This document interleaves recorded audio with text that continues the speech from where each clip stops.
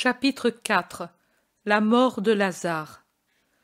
On a ouvert toutes les portes et toutes les fenêtres de la pièce de Lazare pour lui rendre moins difficile la respiration. Autour de lui, absent, dans le coma, un lourd coma qui ressemble à la mort dont il ne diffère que par le mouvement de la respiration, sont les deux sœurs, Maximin, Marcel et Noémie, attentifs aux plus légers mouvements du mourant. Chaque fois qu'une contraction de douleur déforme la bouche et qu'il semble qu'elle s'apprête à parler, ou que les yeux se découvrent par un mouvement de paupières, les deux sœurs se penchent pour saisir une parole, un regard. Mais c'est inutile. Ce ne sont que des actes incoordonnés, indépendants de la volonté et de l'intelligence, qui toutes les deux sont désormais inertes, perdues. Des actes qui viennent de la souffrance de la chair, comme vient d'elle la sueur qui rend brillant le visage du mourant, et le tremblement qui, par intervalles, secoue les doigts squelettiques et en contracte les articulations. Les deux sœurs l'appellent aussi, avec dans leur voix tout leur amour. Mais le nom et l'amour se heurtent aux barrières de l'insensibilité de l'intelligence, et comme réponse à leur appel, le silence de la tombe. Noémie, tout en pleurs, continue de mettre contre les pieds, certainement gelés, des briques enveloppées dans des bandes de laine.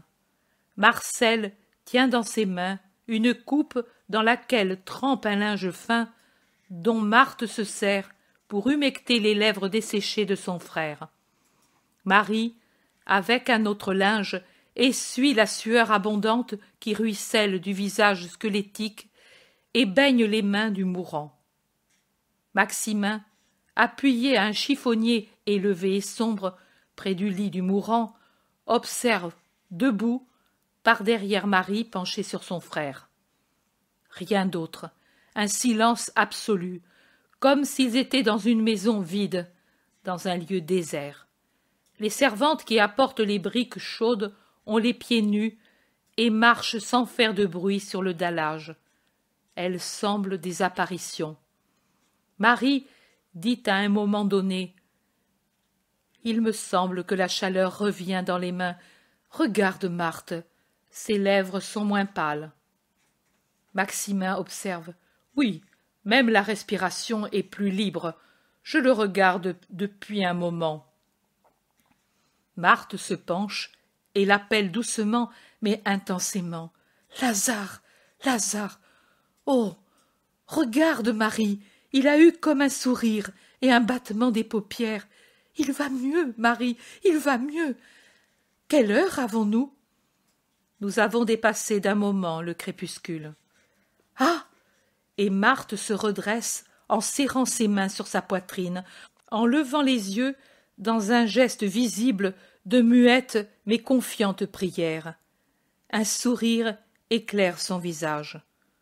Les autres la regardent étonnés, et Marie lui dit « Je ne vois pas pourquoi doit te rendre heureuse le fait d'avoir dépassé le crépuscule. » Et elle la scrute, soupçonneuse, anxieuse. Marthe ne répond pas, mais reprend la pose qu'elle avait avant.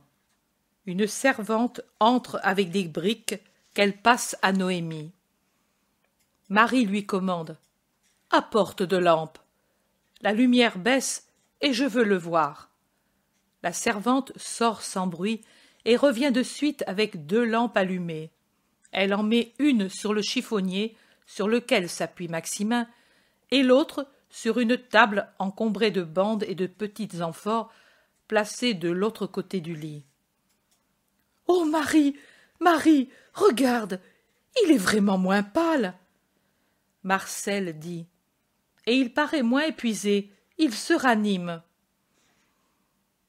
Maximin suggère « Donnez-lui encore une goutte de ce vin aromatisé qu'a préparé Sarah, il lui a fait du bien. » Marie prend sur le dessus du chiffonnier une petite amphore au col très fin en forme de bec d'oiseau, et avec précaution elle fait descendre une goutte de vin dans les lèvres entr'ouvertes.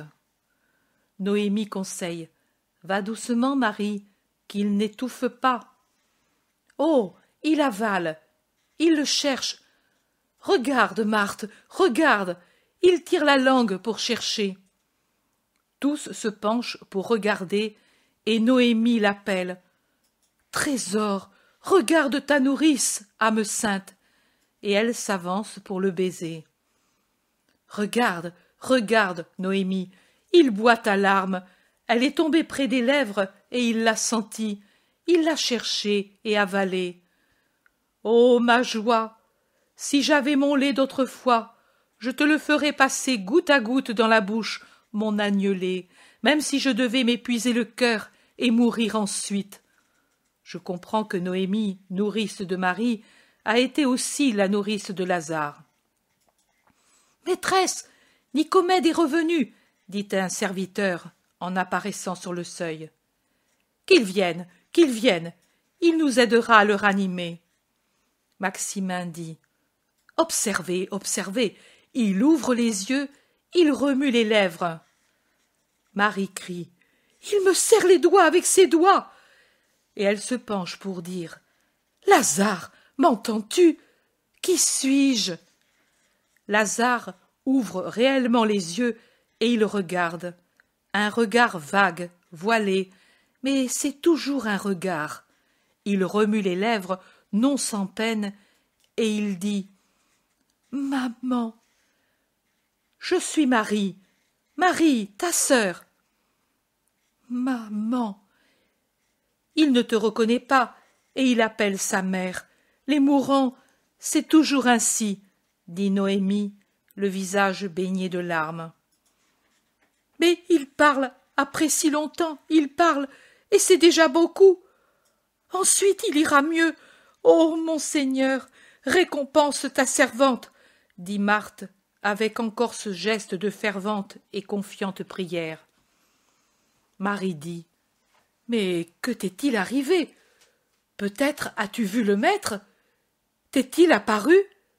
Dis-le-moi, Marthe, tire-moi d'angoisse. L'entrée de Nicomède empêche la réponse. Tous s'adressent à lui pour lui raconter comment, après son départ, l'état de Lazare s'était aggravé au point d'être mourant, et que l'on l'avait déjà cru mort, et puis comment, avec des soins, on l'avait fait revenir, mais pour la respiration seulement, et comment depuis peu, après qu'une de leurs femmes avait préparé du vin aromatisé, la chaleur lui était revenue, et il avait avalé et cherché à boire, et avait aussi ouvert les yeux et parlé. Ils parlent tous ensemble, avec leurs espoirs rallumés qui se heurtent à la tranquillité quelque peu sceptique du médecin qui les laisse parler sans dire un mot. Finalement, ils ont terminé et le médecin dit « C'est bien, laissez-moi voir. » Il les écarte pour s'approcher du lit et en ordonnant d'apporter les lampes et de fermer la fenêtre parce qu'il veut découvrir le malade. Il se penche sur lui, l'appelle, l'interroge, fait passer la lampe devant le visage de Lazare qui maintenant a les yeux ouverts et semble comme étonné de tout. Ensuite, il le découvre, étudie sa respiration, les battements du cœur, la température et la rigidité des membres. Tous sont anxieux dans l'attente de ce qu'il va dire. Nicomède recouvre le malade, le regarde encore, réfléchit, puis il se retourne pour regarder ceux qui sont là, et il dit « Il est indéniable qu'il a repris de la vigueur. Actuellement, il va mieux que quand je l'ai vu, mais ne vous faites pas d'illusions, ce n'est qu'une rémission. J'en suis tellement certain, comme je l'étais, qu'il approche de sa fin, que, comme vous le voyez, je suis revenu après m'être dégagé de toute occupation, pour lui rendre la mort moins pénible pour autant qu'il m'ait permis de le faire, ou pour voir le miracle si... Avez-vous pourvu? Oui, oui, Nicomède, interrompt Marthe, et pour empêcher toute autre parole, elle dit « Mais n'avais-tu pas dit que, d'ici 3 jours, moi... » Elle pleure. Nicomède dit: Je l'ai dit, je suis un médecin, je vis au milieu des agonies et des pleurs, mais l'habitude de voir des douleurs ne m'a pas encore donné un cœur de pierre. Et aujourd'hui, je vous ai préparé par un terme suffisamment long et vague, mais ma science me disait que la solution était plus rapide et mon cœur mentait pour vous tromper par pitié. Allons, soyez courageuse, sortez. On ne sait jamais jusqu'à quel point les mourants entendent. Ils les poussent dehors, toutes en pleurs, en répétant « Soyez courageuse, soyez courageuse ». Près du mourant, il reste Maximin. Le médecin aussi s'est éloigné pour préparer des médicaments susceptibles de rendre moins angoissée l'agonie. Que dit-il? Je prévois très douloureuse. Fais-le vivre jusqu'à demain, il va faire nuit. Tu vois, ô Nicomède, qu'est-ce pour ta science de tenir une vie éveillée pour moins d'un jour? Fais-le vivre. Domina, je fais ce que je puis, mais quand la mèche est à bout, il n'y a plus rien pour maintenir la flamme, répond le médecin, et il s'en va. Les deux sœurs s'embrassent, et elles pleurent désolées, et celle qui pleure le plus maintenant, c'est Marie. L'autre a son espérance au cœur. La voix de Lazare arrive de la pièce, forte, impérieuse. Elle les fait tressaillir, inattendu qu'elle est dans tant de langueur. Il les appelle. « Marthe, Marie, où êtes-vous? Je veux me lever, m'habiller, dire au maître que je suis guérie. Je dois aller trouver le maître. Un chat, tout de suite, et un cheval rapide. Certainement, c'est lui qui m'a guérie. » Il parle rapidement, en marquant les mots, assis sur son lit, brûlé par la fièvre, cherchant à sauter du lit, empêché de le faire par Maximin, qui dit aux femmes qui entrent en courant: « Il délire. » Marthe dit: « Non, laissez-le. Le miracle, le miracle. Oh, je suis heureuse de l'avoir suscité. Dès que Jésus a su, Dieu des pères, sois béni et loué pour ta puissance et ton Messie. » Marthe tombait à genoux et ivre de joie. Pendant ce temps, Lazare continue, toujours plus pris par la fièvre. Marthe ne comprend pas que c'est la cause de tout. « Il est venu tant de fois me voir malade, il est juste que j'aille le trouver pour lui dire « Je suis guéri, je n'ai plus de douleur, je suis fort, je veux me lever. Allez, Dieu a voulu éprouver ma résignation. On m'appellera le nouveau Job. » Il prend un ton hiératique en faisant de grands gestes. Le Seigneur s'émut de la pénitence de Job, et il lui rendit le double de ce qu'il avait eu. Et le Seigneur bénit les dernières années de Job, plus encore que les premières. Et il vécut jusqu'à... Mais non, je ne suis pas Job, j'étais dans les flammes, et il m'en a retiré. J'étais dans le ventre du monstre, et je suis revenu à la lumière. Je suis donc Jonas. Et les 3 enfants de Daniel? Le médecin survient, appelé par quelqu'un. Il l'observe. C'est le délire. Je m'y attendais. La corruption du sang brûle le cerveau. Il s'efforce de le recoucher et recommande de le tenir, puis il retourne dehors à ses décoctions. Lazare se fâche un peu qu'on le tienne et entre-temps se met à pleurer comme un enfant. Marie dit en gémissant: « Il délire vraiment. »« Non, personne ne comprend rien. Vous ne savez pas croire. Mais oui, vous ne savez pas. À cette heure, le maître sait que Lazare est mourant. Oui, je l'ai fait, Marie, je l'ai fait, sans rien te dire. » Marie crie: « Ah, malheureuse, tu as détruit le miracle. » Marthe répond: « Mais non, tu le vois, il a commencé à aller mieux à l'heure où Jonas a rejoint le maître. Il délire. Certainement, il est faible, et il a encore le cerveau obnubilé par la mort qui déjà le tenait. Mais ce n'est pas le délire que le médecin croit. Écoute-le. Est-ce que ce sont des paroles de délire? En effet, Lazare dit « J'ai incliné ma tête au décret de mort, et j'ai goûté combien il est amer de mourir. Et voilà que Dieu s'est dit satisfait de ma résignation, et me rend à la vie et à mes sœurs. Je pourrais encore servir le Seigneur et me sanctifier avec Marthe et Marie. » Avec Marie. Qu'est-ce, Marie? Marie, c'est le don de Jésus au pauvre Lazare. Il me l'avait dit. Combien de temps depuis lors? Votre pardon fera plus que tout. Il m'aidera. Il me l'avait promis. Elle sera ta joie. Et ce jour que j'étais fâchée parce qu'elle avait amené sa honte ici, près du sein, quelle parole pour l'inviter au retour!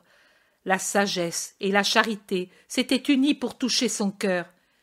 Et l'autre jour qu'il me trouva à m'offrir pour elle, pour sa rédemption, je veux vivre pour jouir d'elle qui est rachetée. Je veux louer avec elle le Seigneur. Fleuve de larmes, affront, honte, amertume, tout m'a pénétré et a tué ma vie par sa faute. Voici le feu de la fournaise. Il revient avec le souvenir. Marie de Théophile et de Chérie, ma sœur, la prostituée. Elle pouvait être reine, et elle s'est rendue fange, une fange que même le porc piétine. Et ma mère qui meurt, et ne plus pouvoir aller parmi les gens sans devoir supporter leur mépris. À cause d'elle, où es-tu, malheureuse? Le pain te manquait peut-être pour que tu te vendes comme tu t'es vendue. Qu'as-tu sucé au sein de ta nourrice? Ta mère, que t'a-t-elle enseigné? L'une la luxure, l'autre le péché. Va-t'en, déshonneur de notre maison. Sa voix est un cri. Il semble fou. Marcel et Noémie se hâtent de fermer hermétiquement les portes et de descendre les lourds rideaux pour atténuer la résonnance, alors que le médecin, revenu dans la pièce, s'efforce inutilement de calmer le délire qui devient de plus en plus furieux. Marie, jetée à terre comme une loque, sanglote sous l'inexorable accusation du mourant qui continue. 1, 2, 10 amants, l'opprobre d'Israël passait de bras en bras. Sa mère mourait, elle frémissait dans ses amours obscènes. Bête fauve, vampire, tu as sucé la vie de ta mère, tu as détruit notre joie.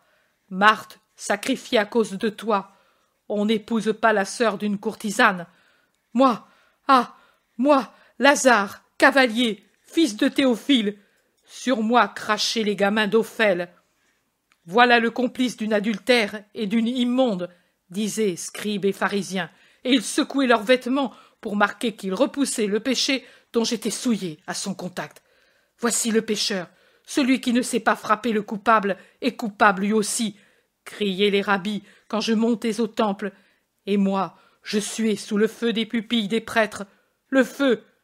Toi, tu vomissais le feu que tu avais en toi, car tu es un démon, Marie, tu es dégoûtante, tu es l'anathème, ton feu prenait tous, car il était fait de nombreux feux, et il y en avait pour les luxurieux qui paraissaient des poissons pris au tramail. Quand tu passais, pourquoi ne t'ai-je pas tué? Je brûlerais dans la géhenne pour t'avoir laissé vivre, en ruinant tant de familles, en donnant du scandale à 1000. Qui dit? Malheur à celui par qui vient le scandale. Qui le dit? Ah, le maître. Je veux le maître, je le veux, pour qu'il me pardonne. Je veux lui dire que je ne pouvais pas la tuer parce que je l'aimais. Marie était le soleil de notre maison. Je veux le maître. Pourquoi n'est-il pas ici? Je ne veux pas vivre, mais avoir le pardon du scandale que j'ai donné en laissant vivre le scandale. Je suis déjà dans les flammes. C'est le feu de Marie. Il m'a pris. Il prenait tout le monde, afin de donner de la luxure pour elle, de la haine pour nous, et brûler ma chair. Au loin ces couvertures, au loin tout. Je suis dans le feu. Il m'a pris chair et esprit. Je suis perdu à cause d'elle. Maître, maître, ton pardon. Il ne vient pas. Il ne peut venir dans la maison de Lazare.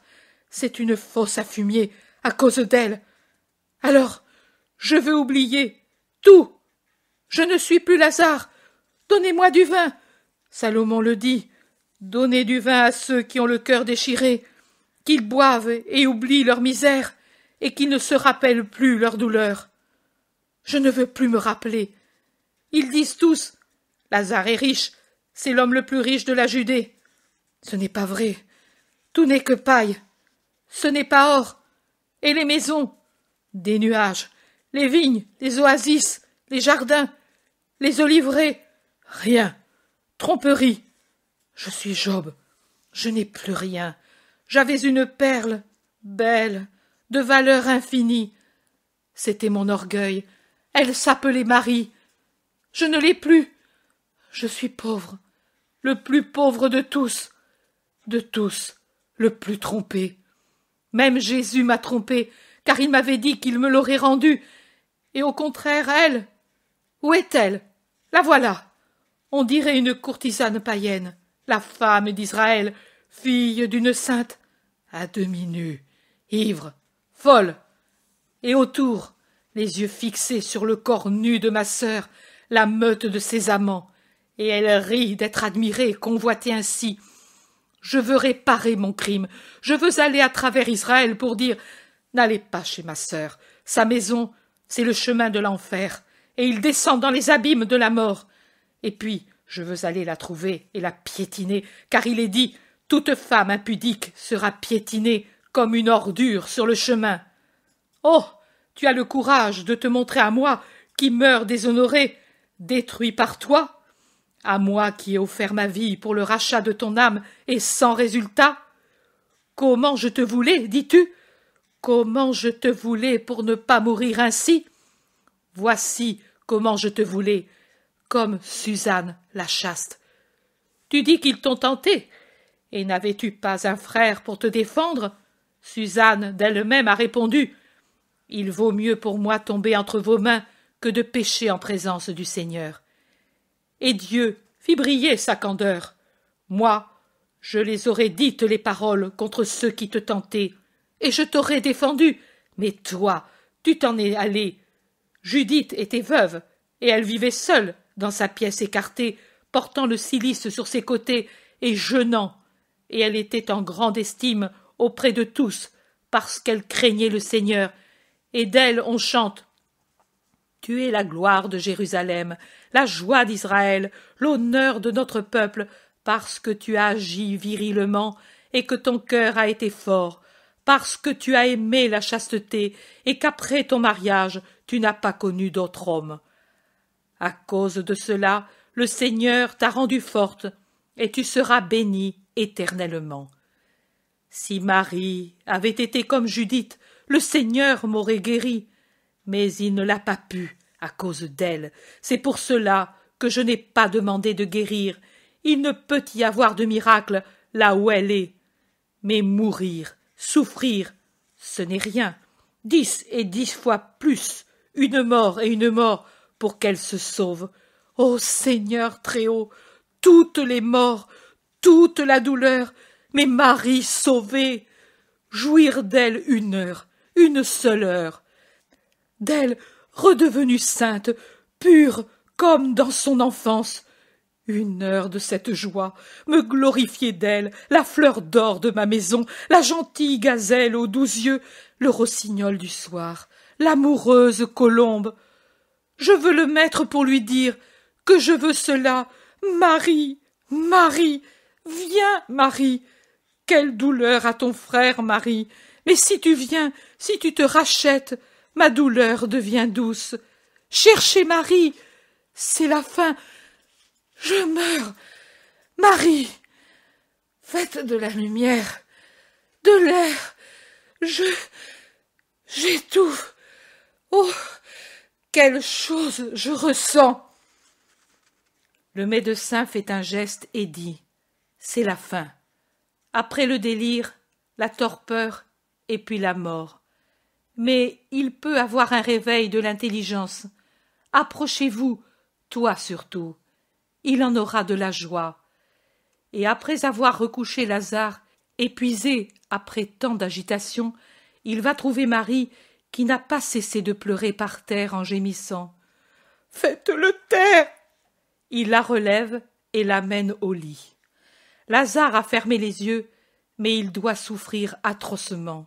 Ce n'est que frémissement et contraction. Le médecin essaie de le secourir avec des potions. Il se passe ainsi un certain temps. Lazare ouvre les yeux. Il paraît avoir oublié ce qu'il était auparavant, mais il est conscient. Il sourit à ses sœurs et cherche à prendre leurs mains, à répondre à leurs baisers.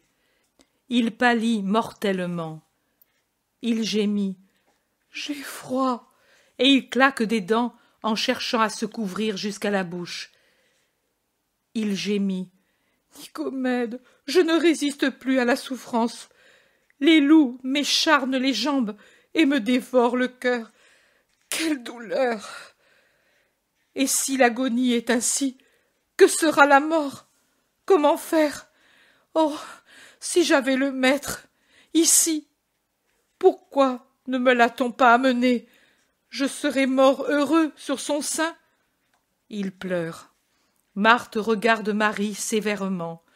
Marie comprend son coup d'œil et, encore accablée par le délire de son frère, elle se trouve prise de remords. Elle se penche, agenouillée comme elle l'est, contre le lit, pour baiser la main de son frère, et elle gémit. « C'est moi la coupable. Marthe voulait le faire depuis 2 jours déjà, mais je n'ai pas voulu, car lui nous avait dit de ne le prévenir qu'après ta mort. Pardonne-moi, toute la douleur de la vie, je te l'ai donnée. Et pourtant, je t'ai aimé, et je t'aime, frère. Après le maître, c'est toi que j'aime plus que tous, et Dieu voit que je ne mens pas. Dis-moi que tu m'absous du passé. Donne-moi la paix. » Domina, rappelle le médecin. Le malade n'a pas besoin d'émotion. « C'est vrai. Dis-moi que tu me pardonnes de t'avoir refusé Jésus. » « Marie, c'est pour toi que Jésus est venu ici, et c'est pour toi qu'il y vient, car tu as su aimer plus que tous. Tu m'as aimé plus que tous. Une vie de délices ne m'aurait pas donné la joie dont tu m'as fait jouir. Je te bénis. Je te dis que tu as bien fait d'obéir à Jésus. Je ne savais pas. Je sais. Je dis, c'est bien. Aidez-moi à mourir.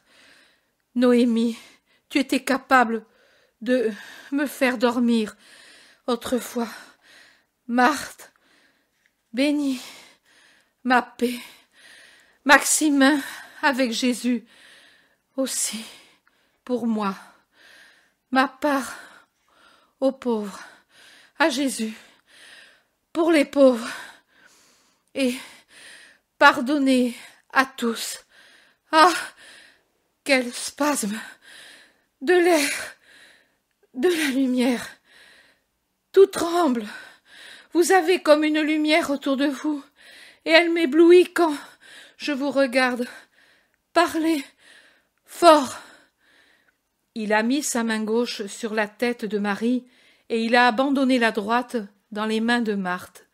Il halète. On le soulève avec précaution pour ajouter des oreillers. Et Nicomède lui fait prendre encore des gouttes de potion. Sa pauvre tête s'enfonce et retombe dans un abandon mortel. Toute sa vie est dans la respiration. Pourtant, il ouvre les yeux et regarde Marie qui soutient sa tête, et il lui sourit en disant « Maman, elle est revenue. Maman, parle, ta voix. Tu sais, le secret de Dieu. Ai-je servi le Seigneur? Marie, d'une voix rendue blanche par la peine, murmure: Le Seigneur te dit: Viens avec moi, serviteur bon et fidèle, car tu as écouté toutes mes paroles et aimé le Verbe que j'ai envoyé. Je n'entends pas. Plus fort. Marie répète plus fort. C'est vraiment maman, dit Lazare satisfait, et il abandonne sa tête sur l'épaule de sa sœur. Et il ne parle plus, seulement des gémissements et des tremblements spasmodiques, seulement la sueur et le râle, insensible désormais à la terre, aux affections. Il sombre dans le noir toujours plus absolu de la mort. Les paupières descendent sur les yeux devenus vitreux où brille une dernière larme. Marie dit: Nicomède, il se laisse aller, il se refroidit. Domina, la mort est un soulagement pour lui. Marthe dit: Garde-le en vie. Demain, Jésus est certainement ici. Il sera parti tout de suite. Peut-être il a pris le cheval du serviteur ou une autre monture. Et s'adressant à sa sœur: Oh, si tu m'avais laissé l'appeler plus tôt. Puis au médecin: Fais-le vivre, lui impose-t-elle convulsée. Le médecin ouvre les bras. Il essaie des cordiaux, mais Lazare n'avale plus. Le râle augmente, augmente. Il est déchirant. Oh, on ne peut plus l'entendre, gémit Noémie. Oui, il a une longue agonie, dit le médecin.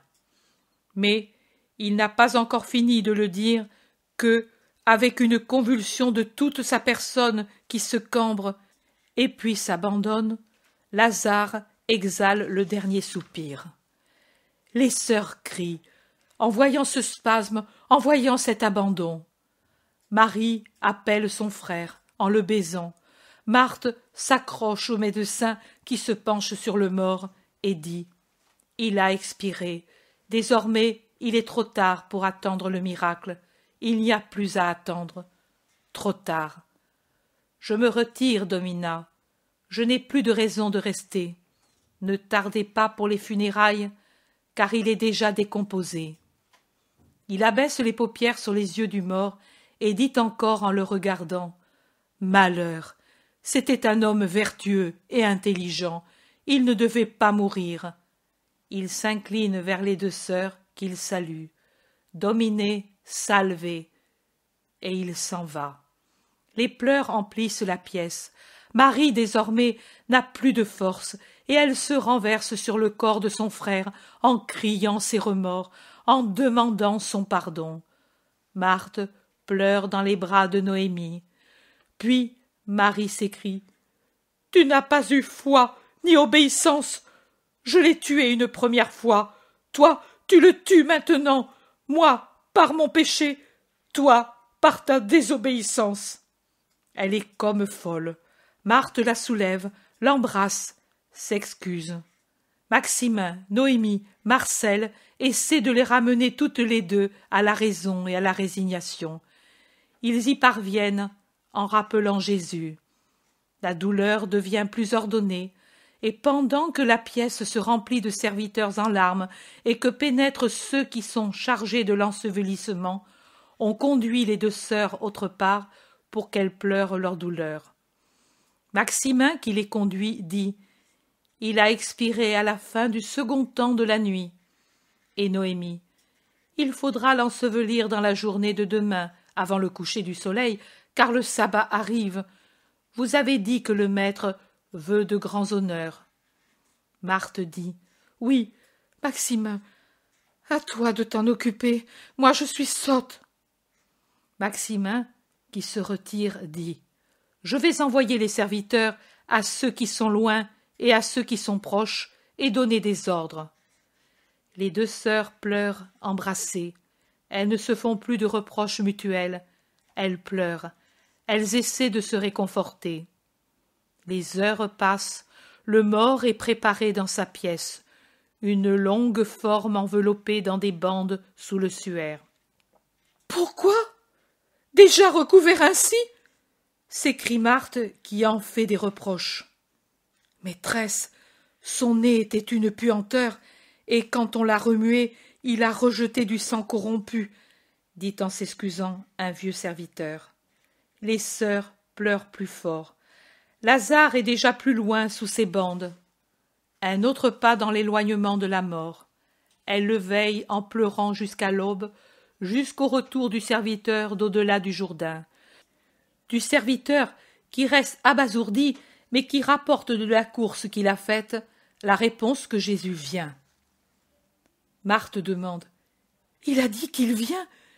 Il n'a pas fait de reproche? » « Non, maîtresse. Il a dit: « Je viendrai. Dis-leur que je viendrai, et qu'elles aient foi. » Et auparavant, il avait dit: « Dis-leur de rester tranquilles. Ce n'est pas une maladie mortelle, mais c'est la gloire de Dieu, pour que sa puissance soit glorifiée en son Fils. » « C'est vraiment ce qu'il a dit? En es-tu sûre? Demande Marie. « Maîtresse, tout le long de la route, j'ai répété les paroles. » Marthe soupire. « Va, va, tu es fatiguée, tu as tout bien fait, mais il est trop tard désormais. » Et dès qu'elle reste avec sa sœur, elle éclate bruyamment en sanglots. « Marthe, pourquoi? Oh, en plus de la mort, c'est la désillusion. Marie, Marie, tu ne réfléchis pas que cette fois le maître s'est trompé. Regarde Lazare, il est bien mort. Nous avons espéré au-delà de ce qui est croyable, et cela n'a pas servi. Quand je l'ai fait appeler, j'ai certainement mal fait. Lazare était déjà plus mort que vif, et notre foi n'a pas eu de résultat et de récompense. Et le maître nous fait dire que ce n'est pas une maladie mortelle. Le maître, alors, n'est plus la vérité, il ne l'est plus. Oh, tout est fini. » Marie se tord les mains, elle ne sait que dire. La réalité est la réalité, mais elle ne parle pas, elle ne dit pas un mot contre son Jésus. Elle pleure, elle est vraiment à bout. Marthe a une idée fixe dans le cœur, celui d'avoir trop tardé. « C'est ta faute, » reproche-t-elle. « Il voulait éprouver ainsi notre foi, obéir, oui, mais désobéir aussi à cause de notre foi, et lui montrer que nous croyons que lui seul pouvait et devait faire le miracle. Mon pauvre frère, et il l'a tant désiré. Au moins cela, le voir. Notre pauvre Lazare, pauvre, pauvre !» Et les pleurs se changent en un cri lugubre auquel font écho de l'autre côté de la porte les cris des servantes et des serviteurs, selon les coutumes de l'Orient.